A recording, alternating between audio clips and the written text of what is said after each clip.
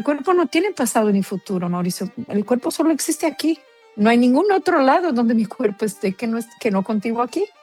Y eso nos perdemos. Mariana Bocusi, psicóloga brasileña, docente y una de las referentes latinoamericanas con proyección internacional dentro del mundo de experiencia somática. El trauma nos quita la posibilidad de elegir. O sea, nos quita la posibilidad de sentir que que somos dueños de nuestra experiencia. Su recorrido integra conciencia somática, psicología relacional, trabajo con individuos, familias y parejas. Lo que veo con las parejas, por ejemplo, cuando llegan en consulta y te dicen, pues estamos muy desconectados. No es que, no es que no nos queramos, por ejemplo, no es que ya no queramos estar juntos, pero si no podemos reencender automáticamente nuestra curiosidad, sí lo que podemos es organizar nuestro tiempo de una manera en que se abran chiquitos espacios de pausa. Y una mirada muy fina sobre cómo el sistema nervioso aprende a organizarse en vínculo. No hay un individuo sin un colectivo. Culturalmente estamos hablando, relacionalmente estamos hablando, o sea, de este sistema más cercano a nosotros, con la gente que sí conocemos, que nos relacionamos, pero estamos hablando de muchas otras capas. Su trabajo se cruza con temas como desarrollo, relaciones, psicosomática, self del terapeuta, espacios de formación y salud mental colectiva. Es como, ¿qué pausas puedes generar en tu rutina simplemente para no mantenerte en el automático? Tomemos un momento, que no se nos olvide tomar momentos de observar, donde está nuestra intención y nuestra atención. La salud es una conversación, es historia, es cultura, son decisiones. No hay texto sin contexto. Necesitamos espacios donde esas estructuras puedan ser interrogadas. Pensar críticamente no es romper la ciencia, es ampliarla. Soy Mauricio Vela, bienvenidos a Conversatorios Esenciales. ¿Hubo algún cambio en tu práctica clínica desde tu formación en la cual pudieras sentir que el cuerpo te estaba diciendo algo y que las palabras no alcanzaban? ¿O cuál fue el quiebre en tu práctica clínica, de tu paradigma, para hacer lo que estás haciendo ahora? Hoy en día, sabes que hace poco me estaba dando cuenta, Mauricio, que mi camino como psicoterapeuta pues se juntó con Somatic Experiencing, o sea, luego, yo creo que de mi práctica psicoterápica, sin Somatic Experiencing, sin una mirada hacia el cuerpo, creo que fueron menos de 10 años, fueron como 6, 7 años.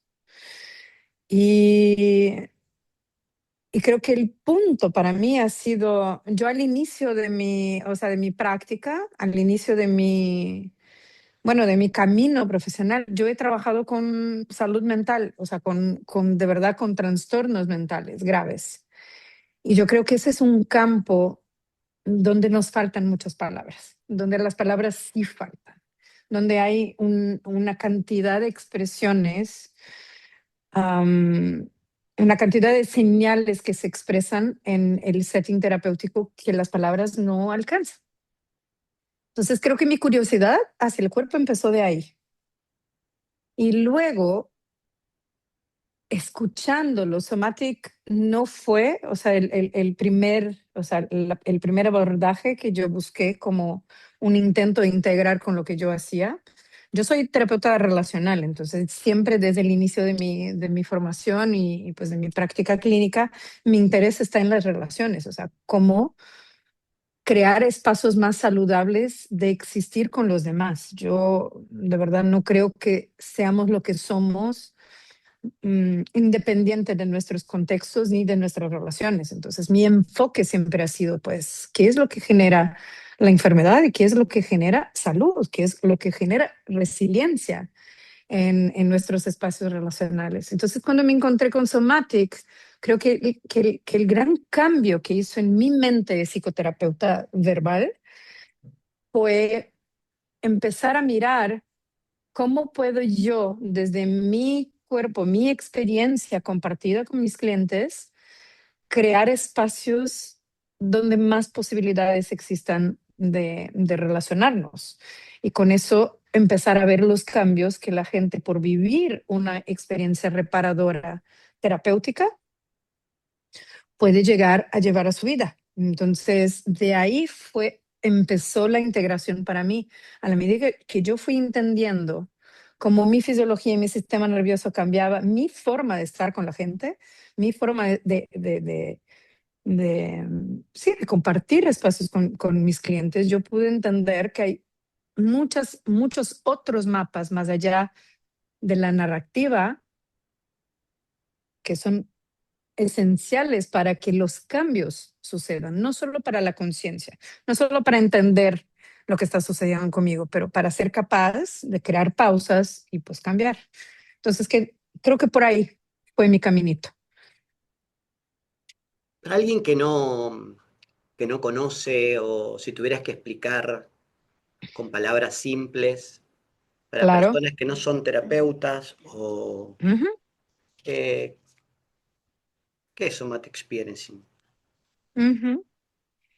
Entonces, pues en español muchas veces lo vamos a escuchar como una traducción libre como experiencia somática y es un abordaje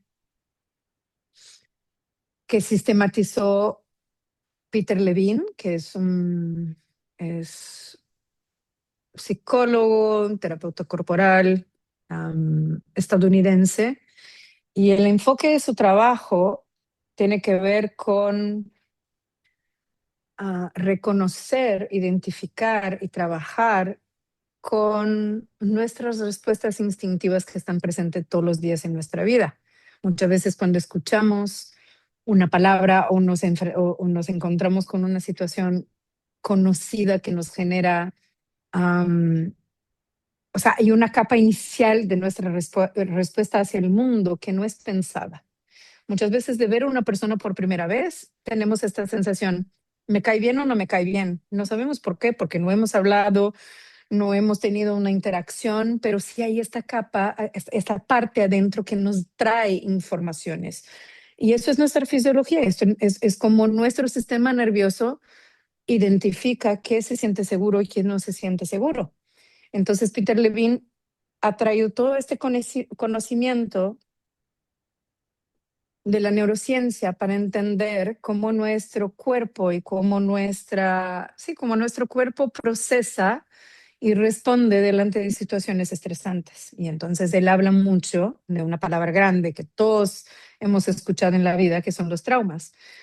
Pero en realidad para experiencia somática, trauma es todo lo que no hemos tenido ni espacio, ni tiempo, ni condiciones, ni las condiciones para poder responder o para poder procesar de nuestra experiencia. Entonces, en este sentido, tú, yo, cualquier persona en este mundo que esté viva ya ha sufrido en algún nivel con situaciones que se sintieran pues abrumadoras, demasiado para nosotros.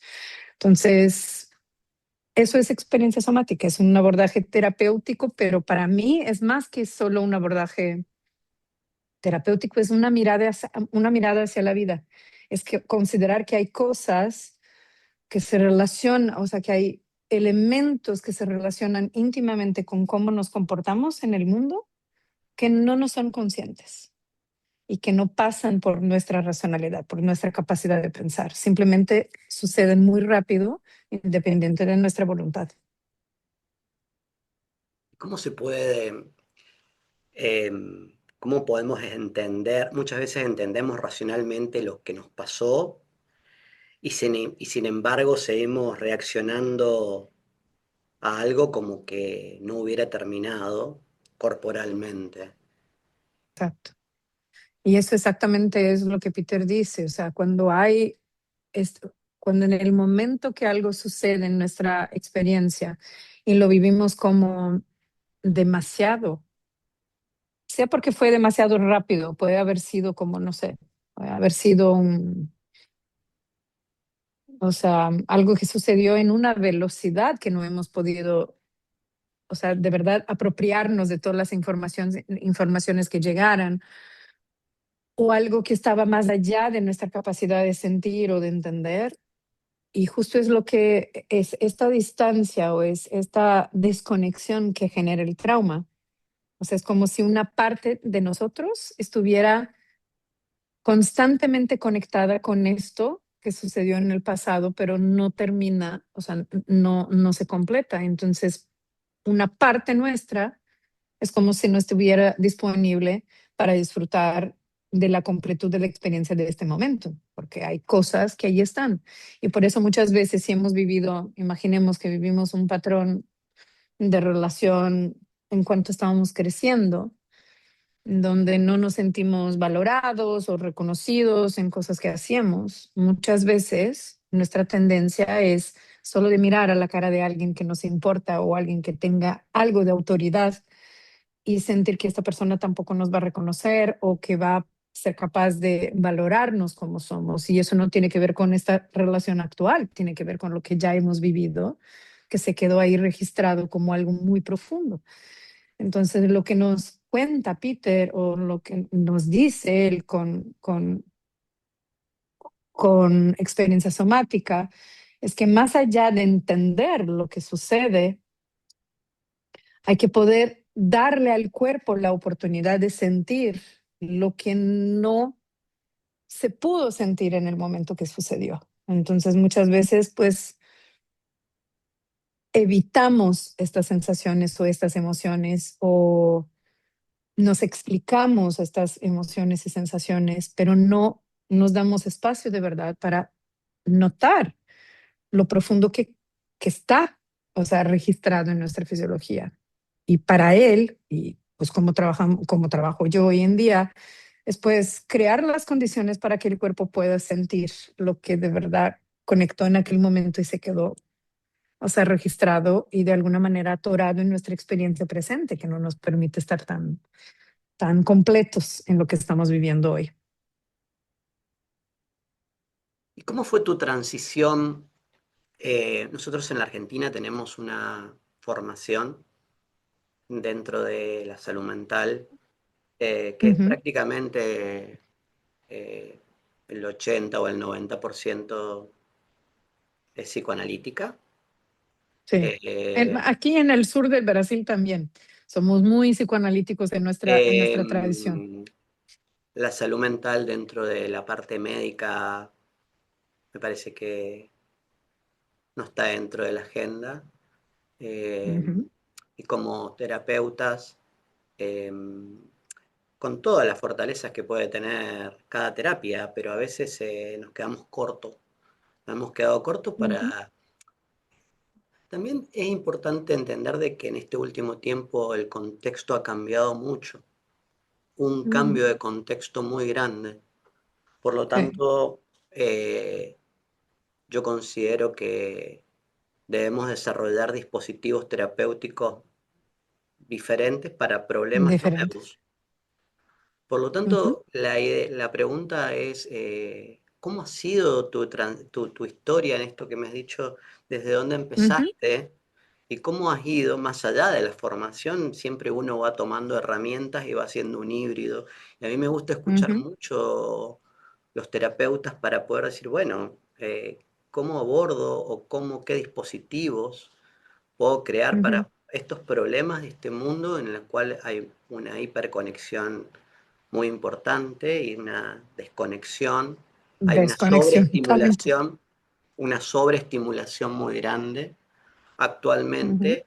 Entonces, desde tu mirada y de la mirada de esta terapia, eh, ujú, bueno, yo pienso que esta terapia o este tipo de abordaje es un abordaje, yo considero muy esperanzador. ujú, Em, por lo tanto, pero también considero que son modelos que a veces los tenemos que ir como amasando de acuerdo al lugar y readaptando a los ujú, contextos donde estamos. No son replicables ujú. todos en todos los lugares. No, no. No, y especialmente si consideramos justo el camino donde van, o sea, el camino que nos va llevando la cultura que estamos generando. Y como tú dijiste, y mencionaste muy bien los cambios tan profundos en nuestra forma de conectar. O sea, como humanos somos seres sociales y con la hiperconexión y con el camino que vamos culturalmente desarrollando, es muy paradójica esta relación entre la hiperconexión, la constante conexión y la desconexión que eso genera en los espacios relacionales. Porque tenemos, o sea, estamos sosteniendo constantemente la ilusión de que estamos conectados globalmente todo el tiempo, cuando finalmente nuestro cuerpo ni siquiera logra estar conectado con tanta información a la vez, y lo que genera en nuestra fisiología es justo la desconexión.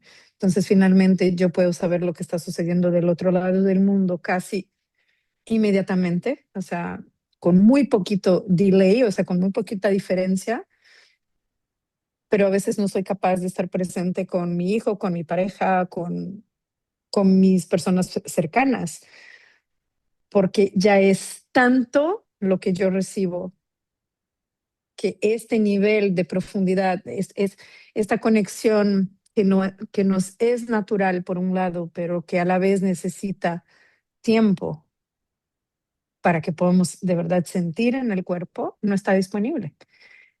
La velocidad en que la información va y la forma como estamos aprendiendo, o como las generaciones que van llegando van aprendiendo a relacionarse con el mundo a su alrededor, muchas veces genera desconexión. Entonces, lo que yo he estado trabajando y muy interesada en mi forma de trabajar y de cómo adaptarlo es justamente traer esta conciencia del presente y del impacto en el presente,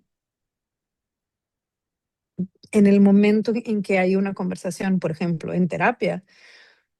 Eso creo, no sé si sucedía de la misma manera hace 15 años, por ejemplo, pero no es poco usual que la gente interrumpa su sesión de terapia porque le llega un mensaje, o porque le llega una llamada, o porque sienten que necesitan mirar a su teléfono, a veces incluso para traer una información de algo que están relatando. Entonces, claro, cambia la forma como estás presente en cualquier momento. Entonces, yo, por ejemplo, que trabajo con parejas, muchas veces lo más importante hoy en día ha sido para mí poder apoyar a las parejas a percibir los momentos en que se desconectan y que ya están en otro lado, más que discutir o hablar o intentar interpretar qué fue lo que les llevó hasta ese momento, pero poder percibir como hay momentos donde una conversación no es posible simplemente porque no estamos suficientemente presentes. O sea, simplemente porque algo cambió, una mirada, una desconexión en la forma de hablar, una palabra, generó un espacio y una distancia que si yo sigo intentando seguir con esta conversación, va a generar más y más y más desconexión. ¿Me explico? Entonces, reconocer, saber reconocer en el momento presente de la terapia qué tan disponible estoy o no estoy para conectar o para reflexionar al respecto de algo, o que tanto de mi atención ya se fue a algo que va a suceder en el futuro y ya no estoy aquí, o cuánto de mi atención ya no puede dejar de estar puesta en lo que te quiero enseñar en mi teléfono, o, lo que o el mensaje que llegó. O sea, reconocer esta fragmentación de atención que muchas veces estamos viviendo. Y eso lo podemos hacer en el momento que estamos con alguien. Entonces ha cambiado mucho mi forma de salir de este lugar más observado, solo observante, de percibir el fenómeno, pero también incluirme en el fenómeno, en la conexión que está sucediendo en el momento, y generar ahí una posibilidad de reajuste o de conexión diferente. ¿Cómo logramos, eh, dentro de un contexto familiar, Ujú, eh, no sé si la palabra es poner límites o esos acuerdos, eh, ujú, en un mundo donde hay un exceso de dopamina, yo digo, Ujú. chatarra. Barata, chatarra, Chatarra, sí. porque la dopamina, yo le digo a todos, es necesaria. O sea, la dopamina en la historia evolutiva, Sí, el sexo, necesitamos dopamina, el eso. agua, o sea, la sed es una forma, necesitamos, son sistemas de recompensa natural que tienen un Sí. esfuerzo. El hambre es una forma, pero necesitamos, Ujú, la gente no tiene hambre, la gente no tiene sed, la gente necesita hacer el ejercicio, es una forma de recompensa, porque necesitamos un esfuerzo. Y acá no hay sí. esfuerzo, es una dopamina que la tenemos Va. sin esfuerzo. Por lo Así. tanto, esa dopamina, que es una dopamina chatarra, continuamente la tenemos y continuamente eso es sin esfuerzo. Por lo tanto, esto que vos planteás del estado presente en un contexto donde se come con un celular, se mira un celular mirando una película, Sí. se mira cómo se generan acuerdos o por lo menos límites en un contexto donde Ujú, hay un montón de estímulos para poder tener un sí. ambiente seguro. O sea, Sí. yo pienso que es el desafío, Sí. porque hay una hiperestimulación por todos lados. Entonces, ¿cómo poder Sí.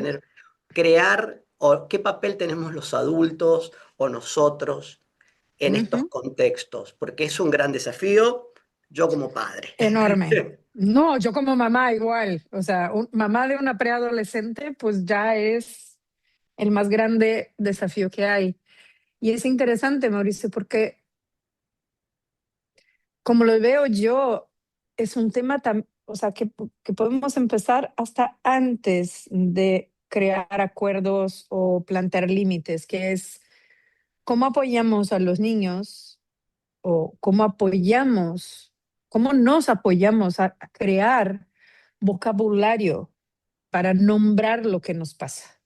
Por ejemplo, a ver, me Por gusta saber. ejemplo, eso es interesante porque, por ejemplo, no estamos acostumbrados, como tú dices, a estar mirando lo que está sucediendo en esta capa básica. Creemos que todo lo que es importante es lo que estamos pensando, reflexionando, o bueno, emocionalmente un poquito más de vocabulario, pero eso de tengo sed, tengo hambre, tengo sueño, estoy cansado, estoy Ujú. hiperestimulado, o sea, ya es un exceso de tantas cosas a lo largo del día que ya no puedo más, o ya no logro ponerte atención. Son cosas que no, o sea, no enseñamos a los niños porque tampoco estamos presentes con nosotros para entender.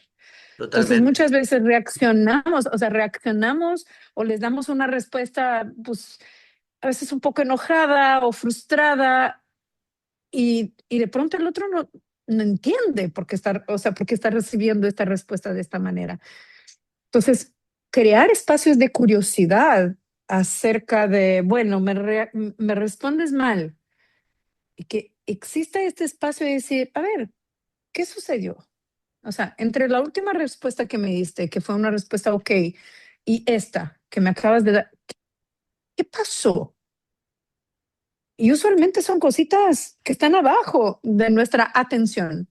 No es que están tan, o sea, no están tan distantes de nuestra experiencia, pero están distantes de nuestra atención, justo porque hay muchos estímulos. Entonces, por ejemplo, antes de crear límites, yo usualmente me pregunto como mamá, no solo como terapeuta, o sea, ¿qué espacios alternativos de conexión yo genero con mi hija? O sea, de verdad, ¿cuánto de mi atención está en generar espacios de conexión que no dependan de una pantalla o de un celular o de otras cosas? Yo sí tengo energía para eso. Yo tengo energía, deseo, o sea, de verdad tengo espacio adentro mío para proponerle algo distinto, porque a veces también estamos pidiendo que ellos puedan hacer cosas distintas, pero cuando nosotros tampoco tenemos espacio. Entonces, no es incomún ver en la práctica clínica, por ejemplo, papás que dicen, es muy difícil ponerles límite de tiempo en su pantalla, pero ves a los papás y los papás no pueden sentarse a la mesa sin su teléfono ni por 15 minutos. Pero los niños sí tienen que hacerlo, ¿entiendes? Entonces, ¿cuáles son? que tanto de nuestra atención de verdad está en generar otras formas de conectar, no solo en no permitir que esta forma suceda. Porque el tema con el cuerpo, y que me encanta pensarlo y poder reflexionar acerca de eso, es, el cuerpo no tiene pasado ni futuro, Mauricio. El cuerpo solo existe aquí. O sea, nuestro cuerpo de verdad solo existe en este momento.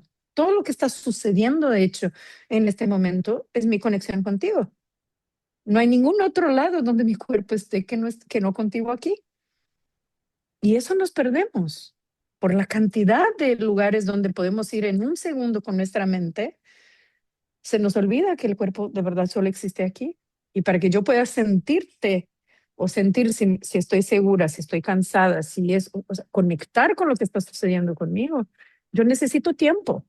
Y ese es un tiempo que la pantalla no te, o sea, no te ofrece y no te da. O sea, Como que hemos no entrado en te un da. es un bucle, porque yo lo veo desde la práctica Sí. clínica. Primero que lo que veo que hay un gran déficit energético en los adultos, porque si no hay energía, no hay voltaje.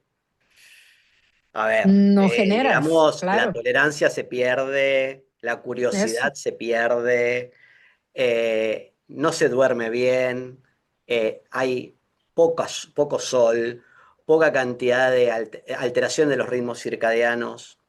Entonces, llega un momento que esta palabra que a mí me gusta mucho, lo que has dicho sobre la curiosidad, generar curiosidad. ¿Cómo generamos curiosidad?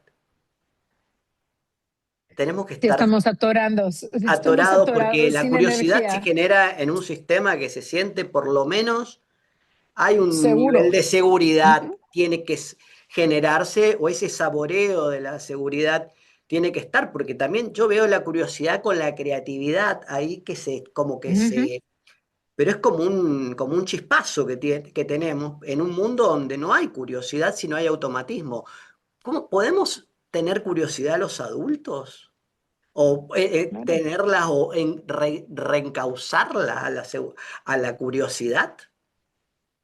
Yo te diría que sí. O sea, yo lo que veo con las parejas, por ejemplo, cuando llegan en consulta y te dicen, pues estamos muy desconectados. No es que, o sea, no es que no nos queramos, por ejemplo, no es que ya no queramos estar juntos, pero ya, o sea, en el bucle de la vida constante, o sea, cómo uno genera. Y lo que yo me he encontrado es que el tema justo es muchas veces no sentimos porque no abrimos, o sea, necesitamos tiempo para poder conectar con lo que estamos sintiendo.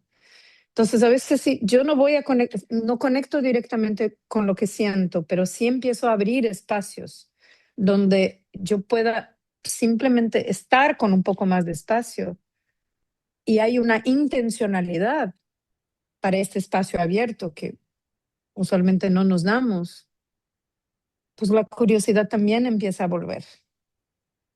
¿Entiendes? Entonces también no es necesariamente fácil reencender, o sea, esta curiosidad que está perdida entre tantas cosas, pero si no podemos reencender automáticamente nuestra curiosidad, sí lo que podemos es organizar nuestro tiempo de una manera en que se abran chiquitos espacios de pausa. Y no te estoy diciendo, bueno, tenemos entonces que todos los días abrir 2 horas. No, es como qué pausas puedes generar en tu rutina simplemente para no mantenerte en el automático. O sea, ¿cuáles son los chiquitos espacios de pausa? Y a veces puede ser algo como, ok, voy a ponerme una intención clara de bañarme conscientemente, o sea, bañarme presente, estando presente con mi cuerpo, cómo es la sensación de la piel, cómo es el agua cayendo en mi cuerpo, ¿entiendes? Como algo que ya sea parte de tu rutina.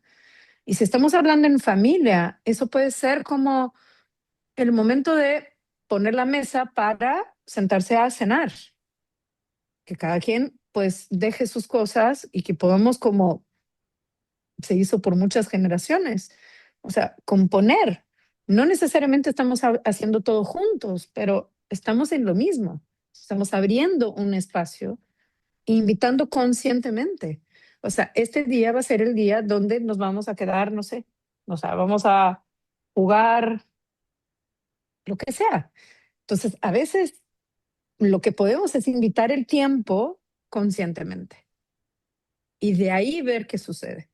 Y eso ya genera un espacio de curiosidad. Yo entiendo perfecto lo que estás diciendo en el sentido de que estamos muy enfermos, con muy poquita energía por consecuencia de toda esta vida, o sea, que Claro, vivimos. porque al no Pero a tener la vez, energía, yo pienso que muchos de a veces de mi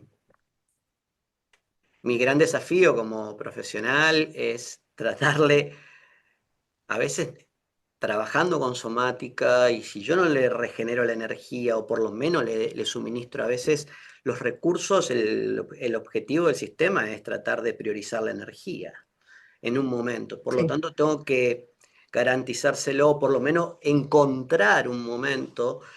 eh, y el tema de la creatividad, que a mí es algo que siempre me parece que, Ujú, igual que esto que vos decís saborear, ujú, yo pienso que, a ver, ¿qué espacios sagrados? ujú, Vos dijiste la mesa. ¿Qué espacios sagrados vos tenés o rituales? Yo le digo, es como que hay que sí, volver a reencauzarnos a cosas que hemos hecho durante muchas generaciones. exacto. Porque yo la otra vez hablaba en una charla, digo, no está mal comer solo, pero es la Ujú, única historia de la humanidad el momento en que hemos comido solo.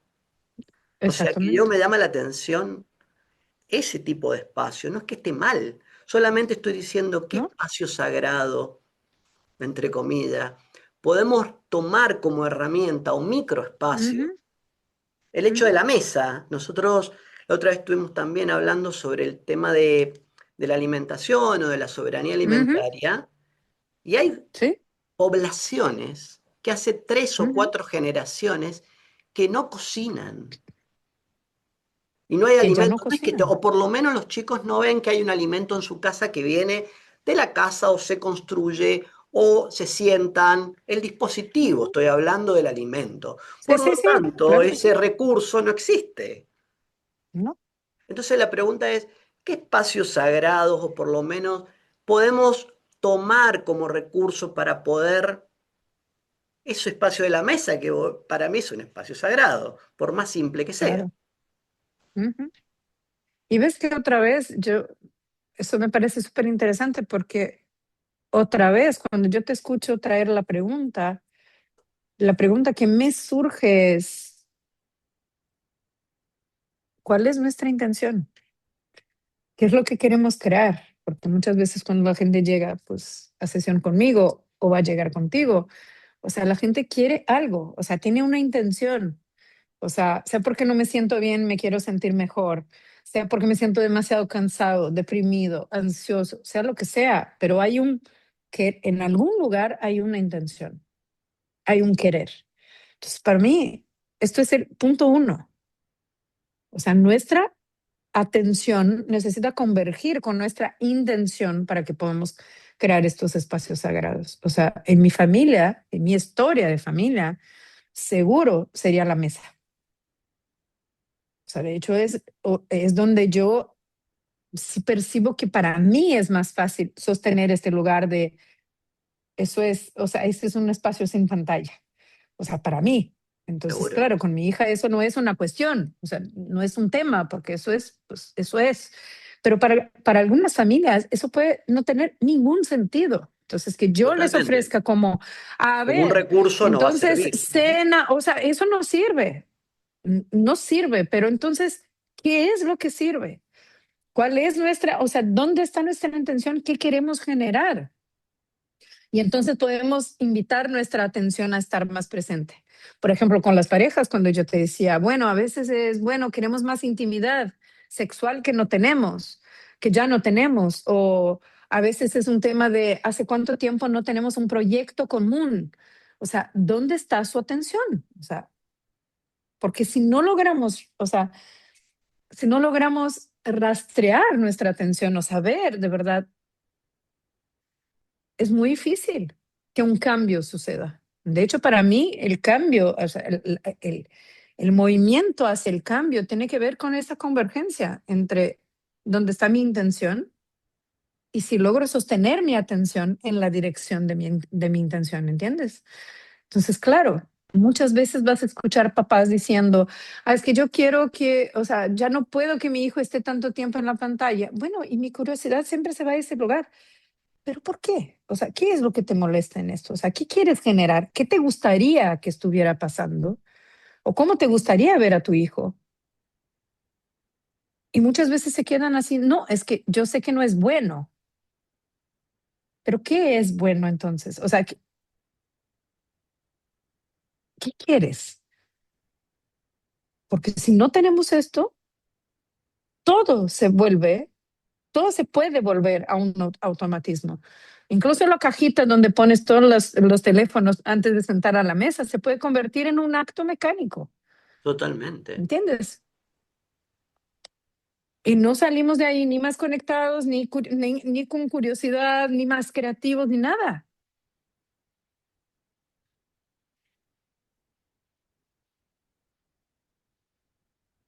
Muy interesante.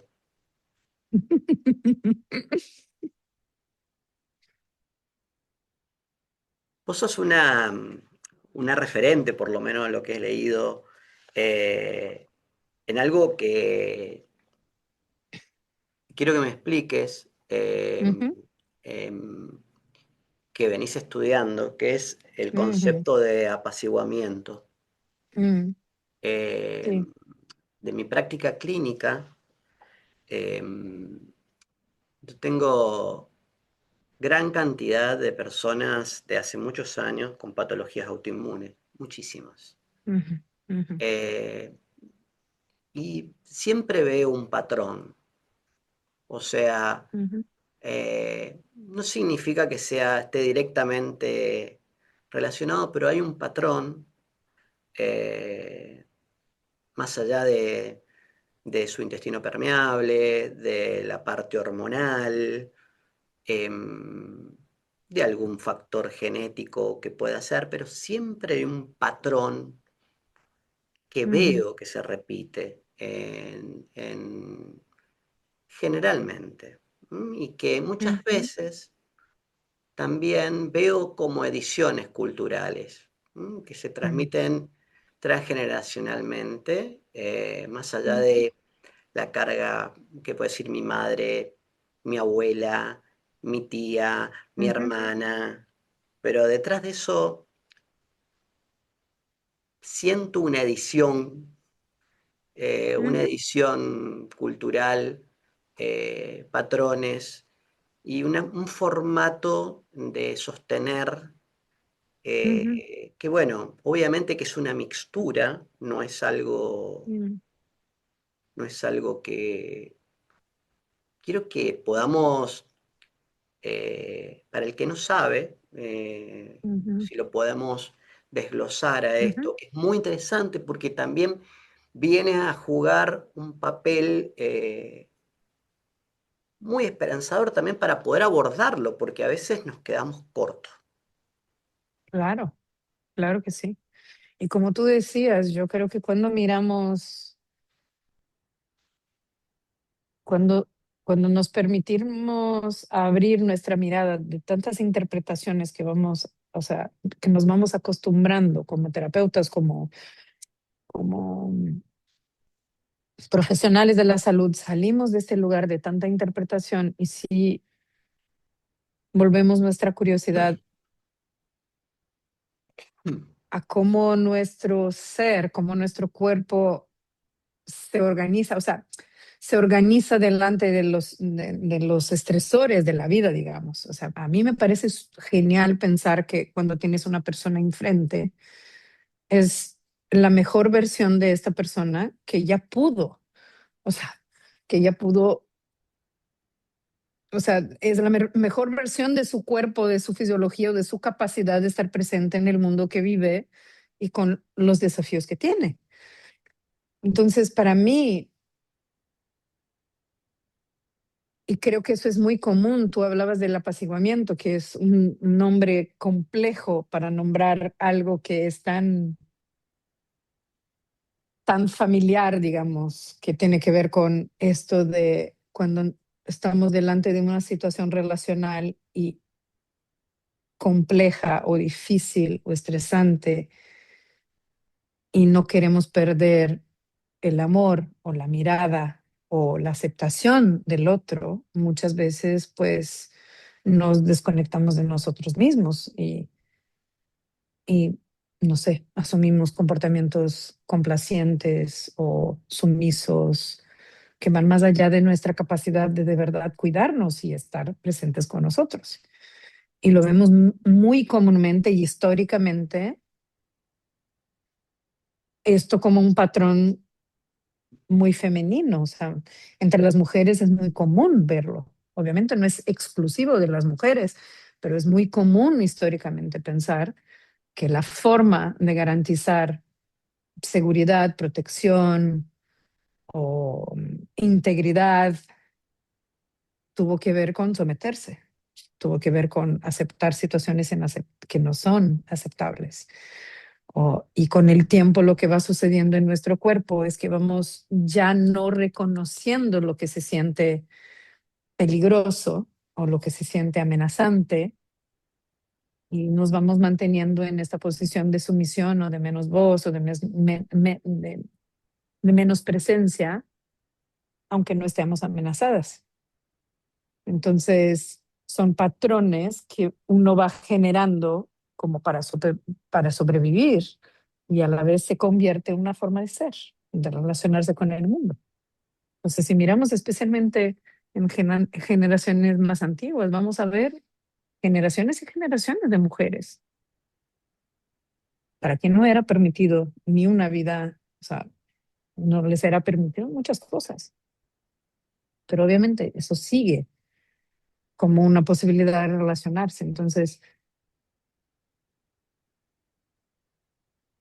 tenemos una tendencia a veces a pensar que lo que dispara una respuesta traumática o dispara una respuesta de sobrevivencia tiene que ser algo muy grande o muy expresivo, como un evento muy grande. Y, y yo siempre estuve muy interesada en pensar, ok, en la forma como nos relacionamos en el cotidiano, que tantas huellas se van quedando en nuestra forma de estar y van generando, como tú dijiste, o sea, lo que te llega todos los días en el consultorio. O sea, formas del cuerpo de adaptarse a situaciones que uno no se adapta y que se van a convertir en muchas otras cosas, como enfermedades, por ejemplo, o como enfermedades autoinmunes, que son como una distorsión de nuestra capacidad de protegernos. Entonces, Sí, sí, es un cada vez lo veo universo. más también en los hombres. En Eh, los hombres también, claro que Cada vez sí. lo veo más en los hombres. Sí, Eh, Pues también tiene que ver con el tipo de patología, por eso te lo pregunto. O sea, claro.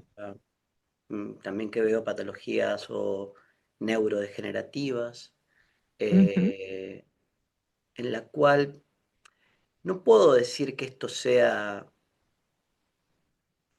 eh, para los que escuchan este conversatorio, no quiero que poner etiquetas, pero uno va haciendo como no, claro, no se trata asociaciones. de eso. Claro, la idea de que cuando uno trabaja con la historia, en las neurodegenerativas y cómo poder Ujú, abordarlo. ujú, Bueno, hay un desencadenante. A veces veo como ahí, a diferencia de las autoinmunes, que hay como una capa en las autoinmunes y se va ujú, superponiendo y se va superponiendo. ujú, En el otro hay eventos como, como ujú. un patrón o un evento, generalmente. Sí, y a Ah, veces es una sobreposición de muchas cositas que se fueran repitiendo a lo largo de la vida. Y por ejemplo, si miramos desde la experiencia somática, Mauricio, el tema sería, por ejemplo, cuando yo recibo gente que ya viene con un patrón, o sea, ya viene con un patrón físico establecido, sea una enfermedad crónica, sea pues, lo que sea, una condición física. o sea, mi mirada o mi forma de observarlo va más allá de, o sea, va más allá de si hay una manera que la persona ya no viva en esta condición, o más allá de cómo hago para que no sienta los síntomas que la están molestando. Y mi mirada va en la dirección de, bueno, ¿qué hay? ¿Cómo se relaciona esta persona con lo que le está sucediendo? O sea, ¿cómo es su relación? ¿Cómo maneja en su cotidiano, en su vida, en su experiencia, vivir con esta condición o con esta enfermedad o con lo que sea? Porque esta pregunta me da mucha información a veces de cómo eso se generó, ¿entiendes? O sea, si yo, es muy diferente que yo esté enfrentando un diagnóstico de una enfermedad degenerativa, por ejemplo, y mi actitud o mi forma de relacionarme sea otra vez una curiosidad de qué es lo que puedo hacer, cuáles son las condiciones a mi alrededor que mejoran, que empeoran, cuáles son los momentos donde la crisis es más, que yo puedo anticipar que va a venir una crisis, o cuáles son los momentos donde yo me quedo tan frustrado que no puedo, o tan frustrada que no puedo ni siquiera relacionarme con eso. Eso es un escenario muy distinto de una persona que te dice, yo me diagnosticaron con X y, y yo no puedo con esto. No ¿Cómo, sé qué hacer, cómo no puedo con esto. como terapeuta, eh, muchas veces,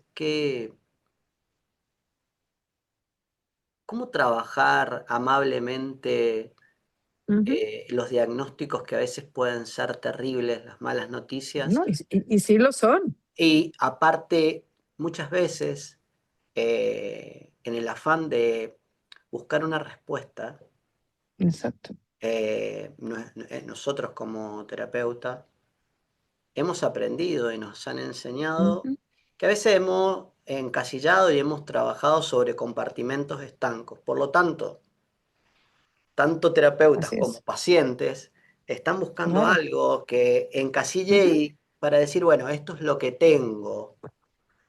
Pero también eso se transforma como en un arma de doble filo, porque en realidad se genera un programa y hay una historia que uno se cuenta y se la cree. O sea, y Y eso, ahí se queda. y ahí nos quedamos. Sí. Y ahí se queda. Yo creo que justo por eso mi mirada va hacia dónde hay espacio para relacionarme con lo que está sucediendo conmigo, más allá del diagnóstico o más allá de la condición. Pero ¿cómo es? O sea, es sostener, aunque sea un diagnóstico muy difícil, o aunque el síntoma sea muy duro de sostener todos los días, es cómo cultivo mínimamente este espacio o esta capacidad de observar lo que me pasa. No solo de estar en la experiencia, pero de observar qué me pasa y ir estableciendo relaciones para que uno se pueda sentir. Una de las cosas que dice Peter Levine es que el trauma nos quita, o sea, nos saca de este lugar o sea, nos quita la posibilidad de elegir. O sea, nos quita la posibilidad de sentir que tenemos, sí, que somos dueños de nuestra experiencia. Y muchas veces una enfermedad, eso genera, ¿verdad? Es esta sensación de yo no puedo, o sea, no sé qué me pasa. Una persona que tiene ataques de pánico, una persona que tiene migraña, o sea, es como eso viene de la nada, ¿verdad? Eso me quita la posibilidad, me quita las opciones, me quita la elección.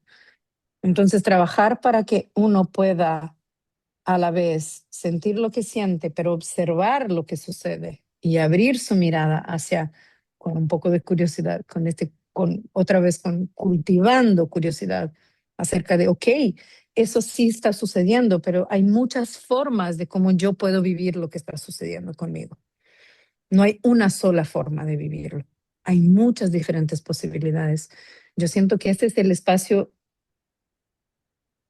más sagrado que yo puedo sostener con un cliente. cuando está viviendo una situación muy, muy difícil, es cómo lo vamos a vivir. O sea, cómo, de qué forma quieres estar para estar con esto. Y entonces ya no es la migraña o el ataque de pánico, es cuáles son tus partes que sí pueden pueden relacionarse con esto que te está sucediendo, porque sí está sucediendo. Entonces muchas veces no voy a tener elección de lo que ya está manifestándose en mi cuerpo, pero cómo lo voy a vivir, eso es diferente. Y otra vez regresamos al presente, ya no es mi historia que me trajo hasta acá, es cómo puedo yo en este momento de mi vida estar disponible para lo que está sucediendo conmigo. ¿Cuánto influye lo colectivo en la educación de nuestros cuerpos? Uf, yo creo que muchísimo. Como te digo, yo creo que desde mis primeras elecciones en términos de formación, yo de verdad que creo que no hay un individuo sin un colectivo. Y estamos hablando culturalmente, estamos hablando relacionalmente, estamos hablando, o sea, de este sistema más cercano a nosotros con la gente que sí conocemos, que nos relacionamos, pero estamos hablando de muchas otras capas, capas históricas, capas contextuales, capas, o sea, de valores. Somos la unión de todo eso en formas individuales No, y la pregunta es porque intransferibles. obviamente como terapeutas también el contexto nos moldea, y más en este momento, para poder que los Claro, dispositivos que creamos muchas veces están creados desde lo individual y a claro. veces lo colectivo influye. No, y el Y colectivo muchas veces influye, porque cuando es una condición, o sea, porque justamente por ser colectivo no es tan presente en mí, o sea, yo no estoy tan presente, no tengo mi atención tan presente en esto y está constantemente ahí, pero constantemente me roba energía.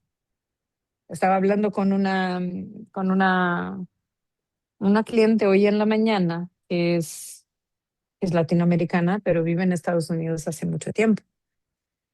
Y, y justo hoy en la mañana estábamos platicando y se estaba dando cuenta o sea, del impacto constante del miedo que hay alrededor por todo lo que está sucediendo en Estados Unidos en este momento. Entonces, ella personalmente, con su familia, no está en una situación que podríamos decir particularmente vulnerable. Tienen una situación bastante privilegiada si miramos, o sea, ampliamente. Pero el impacto de vivir en un lugar en este momento, con todo lo que está sucediendo, es enorme en el cansancio que siente, en la ansiedad que siente, en tantas cosas y que no está totalmente. directamente, o sea, no está directamente relacionado con su experiencia inmediata, Sí, sí, pero ahí pienso está. que colectivamente desde los medios y desde lo que consumimos, desde la Sí, pandemia, que en realidad fue un sí. acto de parálisis y de miedo y de Ujú, desconexión total, ujú, hasta colectivos que vienen pero después hay situaciones, yo veo a la Argentina, por ejemplo, que a ujú, diferencia de otros países latinoamericanos, estamos como sobreadaptados a la crisis económica. mm, exacto. Por lo tanto, que devalúa, no devalúa, el que venga, no venga, es como que estamos acostumbrados a una turbulencia y eso si sucede en otro lugar, en una microdosificación puede ser catastrófico. Claro. Entonces, como un Ujú, país que ha estado todo el tiempo en una situación de ujú, preparación, de mucha ujú, resistencia, es como algo, entonces es el colectivo y la información que tenemos de lo que ujú, consumimos Muchas veces. También ahí me influencia, claro, directamente. Ujú, Si, si tuvieras que dejar una idea viva de este conversatorio, ujú. Yo creo que lo que yo dejaría es que tomemos un momento, que no se nos olvide tomar momentos de observar dónde está nuestra intención y nuestra atención. Y si van caminando en la dirección de nuestra intención. Yo creo que eso sería mi idea viva y creo que está accesible para todos nosotros. ¿Qué quiero con lo que estoy moviendo y con lo que estoy haciendo? Y si la atención que estoy poniendo o sea, está convergiendo con mi intención. Yo creo que eso podemos hacer siempre, no importa lo difícil que esté sucediendo. y si tuvieras el poder, como para ir terminando este hermoso Ujú, conversatorio, eh, de construir una cultura menos traumática y más reparadora, mm, ¿por dónde mm. empezarías?